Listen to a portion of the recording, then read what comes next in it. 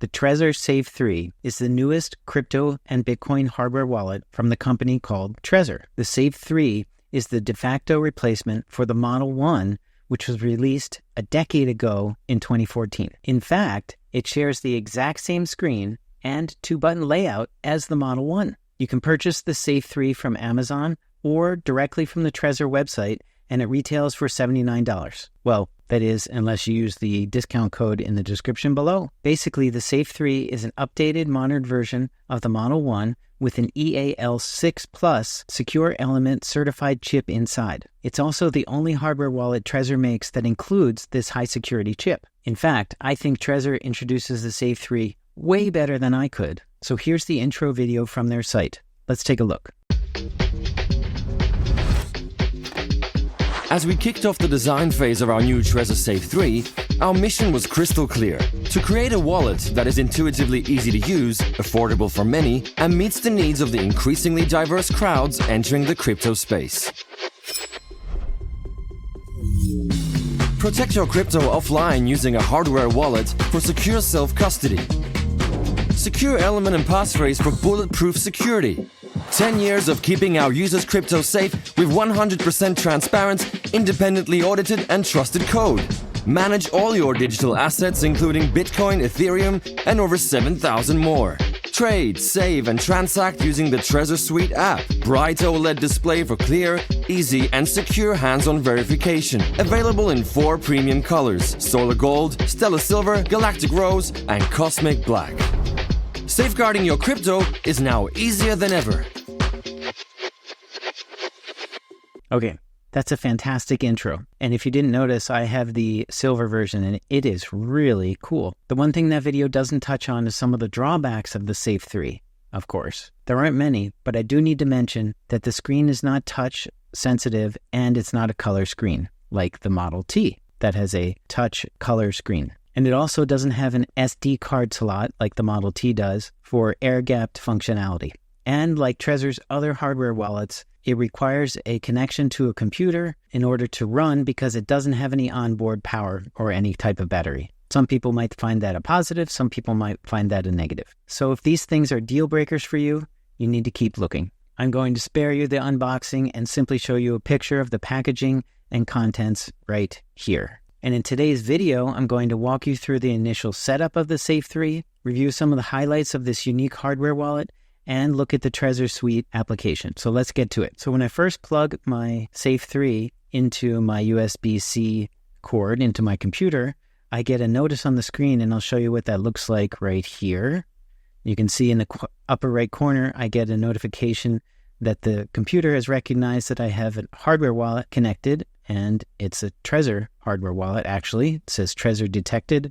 Go to trezor.io to connect. So let's go to trezor.io and see what that's all about. Here we are at trezor.io, and it says, congratulations on getting your new Trezor. The reason they want you to go to this site is because you need to download the software. If you don't already have it or have another Trezor device, you need to download the software, and it's called Trezor Suite. As you can see here, you can download it for your desktop, or you can use the web version if you don't want to download and install that application. They have versions for Mac, Intel, or M series chips, Windows, Linux, and then they have an iOS version, which is really hamstrung, and I really wouldn't recommend it. It allows you to see the contents of your Trezor device, but only one address. So when the device receives crypto, it generates a new receive address or new address every time it receives some crypto. But on the app for iOS, you can only monitor one address. So you don't really know what's on your device. So it's kind of useless. Stick with the desktop version. And they have Android, and I'm not sure if that has the same type of functionality as the iOS version. So I'm going to download this and install it, and I'll see you guys on the inside. Oh, quick, before I download this application, let's just take a look at what else is on this website. They talk about coin management, send and receive coins with the Trezor Suite. You can check and verify the validity of the hardware, make sure that it's clean and not infected. It's simple and set up and use. You can create multiple different kinds of wallets, set up hidden wallet with a passphrase. You can go incognito with a coin join service. You can track it on your phone like I mentioned, and that's about it. and nothing else. Okay, so basically at this point, we can download the software and install, and I'll see you once you're there. Okay, here we are inside the Trezor Suite application, and it says I've connected a Trezor Safe3, so it recognizes it. If I disconnect it, it says connect your Trezor, and when I connect it, it says, there it is. You've connected to Trezor Safe3. I guess we should do a device security check. Make sure there was tape on the bottom of this device, and I removed that to make sure that's intact when you receive the device, and it was purchased from an official Trezor shop or a trusted reseller. The device package was intact and untampered with, yes. So set up my Trezor firmware installation. Okay, it's updating the firmware. I don't know if you can see that. Here we go. I'll come back when this is done. Okay, firmware installation, it appears to be complete. Allow accessory to connect. Oh, I had to get my glasses because the screen is so tiny I can't see anything. These are just readers because my eyes are old. Continue. Let's check your device. Check the device's reliability, integrity, and make sure it's secure to use. It confirms the chip inside is good. Start. We're going to confirm the device. It says, allow connected computer to confirm your Trezor Safe3 is genuine. Yes, of course, I want to allow that. I'm going to press that. Congrats. Safe3 is ready to go. Wow, that was a pretty extensive integrity check. Wow. Continue on Trezor. It says, hello to Trezor. Press right to continue. Use Trezor by clicking on the left and right buttons. Continue right. Hold to confirm. Press and hold the right button to approve important operations. Hold to confirm. Good. Press right to scroll down and read all the content if the text doesn't fit. Press both left and right at the same time to confirm. Done. Tutorial complete. That was quick. You're ready to use Trezor. Done. Tutorial completed. Continue. Create new wallet or recover one from a backup using a recovery seed. So if you have a 12 or 24 word seed phrase and you want to use that, like if you're using the BIP 85 functionality of the Bitcoin network, you can create a parent seed and some child seeds underneath, and you want to restore it using one of those child seeds, you can do that here. You just press recover wallet. We're going to create a new wallet for the purposes of this tutorial. We're not going to do a Shamir backup. A Shamir backup takes your seed phrase and breaks it up into, I believe, multiple parts, if not 3 or more parts. I'm not sure what the minimum number is. And then you need a certain number of those parts that you set in order to regenerate your seed phrase. I think that's crazy. If you get super complicated with your seed phrase and translating it into another language or using some weird code that only you know, making sure the people that you love the most have access to your crypto is going to be impossible. So please don't get really fancy with your seed phrase storage or seed phrase storage techniques. I'm going to do a standard seed backup here, just a regular 12-word seed. Confirm on Trezor. By continuing, you agree to Trezor Company's terms and conditions. I don't know what they are. For more info at trezor.io TOS. Terms of service, I suppose. I'm not going to read that. Create wallet. It says processing. Done. Okay, now I have to create a backup. Your recovery seed lets you recover your funds in case Trezor is lost or damaged. Never take a picture or make a digital copy of your backup. And store your recovery wallet securely and never share it with anyone. Okay, begin backup. So it's going to show the seed phrase here, and I will record that. Confirm on Trezor. Never make a digital copy of your backup or upload it online. Well, I do that all the time. I understand. Write down all 12 words in order. It says show words. I'm going to write these down and I'll be right back. Okay, wallet backup complete. And it says continue to PIN. I need to set up a PIN for the security of the device. Well, PINs aren't very secure. As a matter of fact, I'm going to do a video on password security. And apparently a computer can crack a 4-digit PIN in less than 1 second and a 6-digit PIN in less than 1 second. So not very secure. I don't know why they still use PINs. I'm going to set a PIN. Turn on PIN protection, it says. PIN will be required. It can be up to 50 digits long. So now that is secure, but nobody does a 50-digit PIN. I'm entering the PIN right now. You have to enter it twice, and it's processing. PIN protection turned on. Okay, PIN is set. Continue. It says activate coins. Which coins do we want to have on the Trezor right now? I would say I'm going to deactivate Solana, deactivate Ethereum. I'm just going to have Bitcoin. That doesn't mean it doesn't have the functionality of these other coins, but right now I'm just going to select Bitcoin. I'm not going to turn on Tor, which is an advanced security communication system, and that's it. So it looks like the device is set up, the wallet is set up, the PIN is set up, and there are 4 coins that are turned on. Well,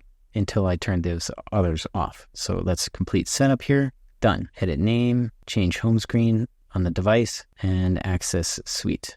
Okay. All right. Now here we have the difference between a standard wallet and a passphrase protected wallet. I recommend that you set up multiple wallets on your device. I would set up a standard wallet with a little bit of crypto in it. I would set up a hidden wallet with a little bit of crypto in it. And I would set up another hidden wallet with a lot of crypto in it, whatever you have left. That way, if somebody gets the device, they open up the standard wallet. Oh my goodness. If they cracked your PIN, they could get into the device and they could get to this point. They'd click on standard wallet because they don't know the passphrase, and they'd get all the crypto off of that account, and it might satisfy them, and then they're done. However, if you are forced to give up a passphrase, it's called plausible deniability. That is, if someone threatened to hurt a family member of yours or wife or friend or somebody, and you said, I'm not giving you the passphrase. Okay, fine, I'll give you the passphrase. And you gave them the passphrase, and there was some crypto in there, and they downloaded it. Hopefully they would let you go, and then nobody would get hurt, and you still have the rest of your stuff. So you can choose to enter the passphrase here on the computer using the keyboard, of course, or you can enter the passphrase remotely on the device itself. It takes a while because you have to select the letters. It's like those old cell phones, the kind you open like this and pull the antenna up, and you press AAA, BBB, etc., etc. In order to type a text, it took like 10 minutes, and it was just on my way. So that's how you type on the device. It works, it just takes some time. So we're going to set up a standard wallet. I recommend you set up that trifecta of wallets, and that's the most secure way to do that. Set up a standard wallet, bang, done. No passphrase. I do want to walk you through some of the things on here. It already has Bitcoin, your wallet's ready to go. And the first thing you would do in a wallet, of course, was receive. It creates a fresh address, which I'm not going to show you. And then we don't have any transactions yet. We're going to go to the dashboard here. Of course, we did select Bitcoin to set up in the wallet. We don't have any other coins with a zero balance. We could just add another coin by clicking this button right here. Our security level is fantastic, but again, we haven't set up a passphrase, which I would suggest. We have the ability to do so right here, but we haven't set one up, and I would strongly suggest you do that. We can buy crypto through the exchange. It's not Trezor's exchange. Trezor uses a third-party exchange. We're going to say Antigua. And then you can compare offers. We want to buy some US dollars, $500, compare offers. Let's see what this says. Ooh. So these are the offers to sell us Bitcoin. We can use Google Pay or a credit card, and I'm sure there are pretty significant charges related to using those. Obviously, this is non-KYC, which is a great way to purchase some Bitcoin, but you do have to pay for that privilege. All right, and that's the exchange area. We're going to go back to the dashboard, and I do want to look at settings. I do want to look at settings because I wanted to show you something. In this first area of settings under application, it's just the application basic settings, the language, fiat currency, Bitcoin units, how you want things labeled, whether you want Tor on or not, which is, again, it routes the traffic of the application through the Tor network, which is very secure and encrypted. You can change the color scheme. Let's change it to light. Wow, that's bright. I'll leave it on there for the time being. Usage data, application log, blah, blah, blah, early access program. Okay, but what I wanted to see was, can you change the firmware to Bitcoin only? And here it is. This is really neat. I noticed this on my Model T settings. In the device area of the settings, you can change the firmware of the device to Bitcoin only, allowing the application access to other coins and storing other coins on here. A lot of people consider creating a vulnerability, whereas the Bitcoin network is so secure that switching your firmware to Bitcoin only does give you a higher level of security. I'm not sure if that's actually the case, but if you want to switch to Bitcoin only a device, then there you go. Under the device settings, under settings. You can check your seed phrase backup here. The backup was successful because I verified those the words. Pin is set up. You can change your pin, and then you can most likely reset. There it is. You can reset the device, wipe it. You can set up wipe code if you're under stress. You can set a code to self-destruct. Wipe code is an advanced feature that enables you to create a self-destruct code, which can be entered at a later time. You can install custom firmware. I wouldn't suggest that. And that's about it. You can turn off the device. And in this area, you can activate more coins. But there are 9,000 that are available as of the time of this recording. And that's it. I hope you guys enjoyed the setup of the new Trezor Safe3. And I really like this product. Again, it does not have a special fancy touchscreen or anything like that, but it is just bare bones, and it is really secure with that EAL6 Plus chip. It does not have an SD card slot, so it can't work in an air-gapped mode, but the seed phrase stays on here in the chip. It does not leave this device. Let me know what your thoughts are on the Trezor Safe3, or if you have any other Trezor products that you like and want to recommend, you mention them in the comments below. Thank you so much for watching, and I'll see you in the next video.